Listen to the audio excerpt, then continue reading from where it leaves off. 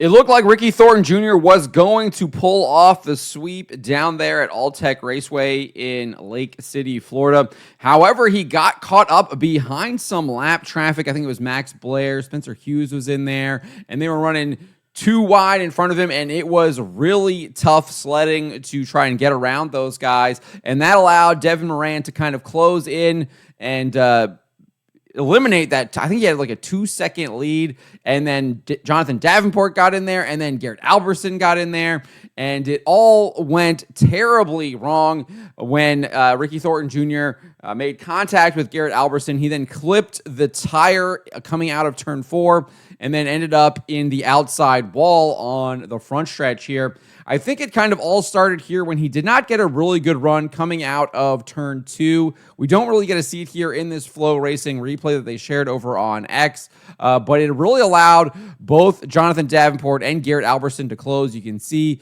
Davenport is right there behind Ricky Thornton Jr.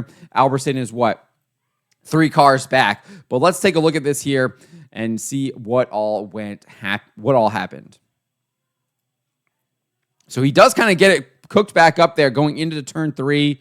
He then kind of gets a little sideways, but I think he's trying to diamond it there. Alberson tries to take advantage of it, and then you can see he clips the tire there and then is sent into the outside wall. His night would be over. Let's just kind of back this up right here. He gets a good run going into 3. I then think he's trying to diamond it because he does get a little sideways here, but I think he's doing that on purpose. I think he's trying to diamond it to get a good run off. And Alberson just kind of sends it in, takes advantage of it, sees that space there. They make contact. Alberson gets a little sideways. And then Alberson kind of clips Ricky, sends him into the tire right there. He makes contact with the tire. And then he's trying to correct it, and he goes right into the wall. I don't know if something broke. Something probably could have broke there because it doesn't. He just goes straight into that wall at that point after he makes contact with that tire. So that is what happened. 2 laps to go. It was a great race there, especially those last 12 laps or the 10 laps preceding this were really good. Seeing Ricky race against Devin Moran there, trying to navigate the lap traffic, seeing which lane would do the best, and then Jonathan Davenport was getting in there as well. I mean, it was really a cat and mouse game to see who was going to navigate that lap traffic the best, which lane was going to be the best for that. And I'm not really sure what was going to happen there. I mean, because I think Ricky was going to was making some hay on that bottom for a little bit there. And then obviously it just turned into hitting the outside wall, hitting that tire and wrecking.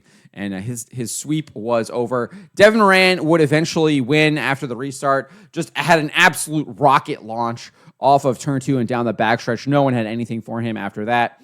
Davenport got his 4th second, I think, of the year. Finished second at Golden Isles, had the 2 seconds at Volusia, and now a second here at Alltech. So he's becoming the guy who finished second so far this year. And then Turbo was able to beat out Garrett Alberson to round out your podium. I think Alberson finished in 4th. And then Tim McCready finished 5th. I don't think a lot of people are giving enough credit to Tim McCready. This is kind of what I expected from him because I really thought he came on really strong with the Rocket cars at the end of last year. He kind of figured out his groove with them, and he's putting some good races together now. Obviously, he's had a couple mechanical issues and things like that have had to sideline him, but when he gets a good race together, he's finishing top 5, top 10 every single night, and he's outperforming Brandon Shepard on most nights as well, who's in the Rocket one.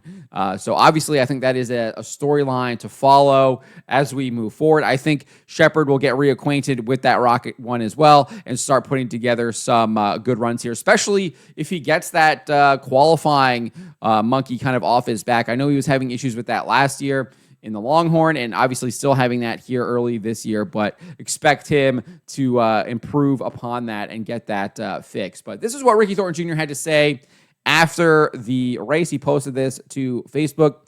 He says, "Well, that's just the nature of racing. Some nights are good, some are great, and some really suck.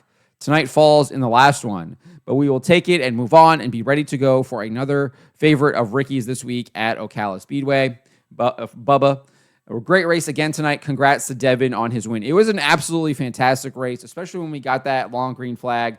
when dirt late models are the best racing, especially when we get those long green flags, they get into the traffic, and you really have to see whose car is really good, who's going to make the aggressive moves, who's going to be patient. We're working around lap traffic. We really get to see them race together, because a lot of times we see what we happened tonight, where those guys in second, third, fourth, and fifth are able to catch up to that leader, because the leader's kind of falling back into their clutches because he's having issues maybe getting around some of those lap cars, and it really makes for entertaining, exciting racing. It makes it the best racing out there, in my opinion, especially, and that's why I like the bull rings the most, because you get to that lap traffic a lot quicker. Some of these bigger tracks, it can take a little bit longer, and then if you get a lot of cautions, sometimes the way the cautions fall, you don't get to them, and it's not as exciting or as entertaining as when you get these long green flag runs, and they get to that lap traffic, and they have to work around it, especially when you're getting to guys like Spencer Hughes, who was one of the best cars last night, or on Friday night. So great race overall. Unfortunate for Ricky Thornton Jr. I thought he was going to get it there, but the lap got into that lap traffic. Moran was able to close in on him, and the broom kind of fell out of his hands there. And unfortunately, he ended up in the wall after some tough racing there with Garrett Alberson and Jonathan Davenport. But let me know what you guys made of the race last night. What do you make here of Ricky Thornton Jr.'s response to it? Let me know in the comments below.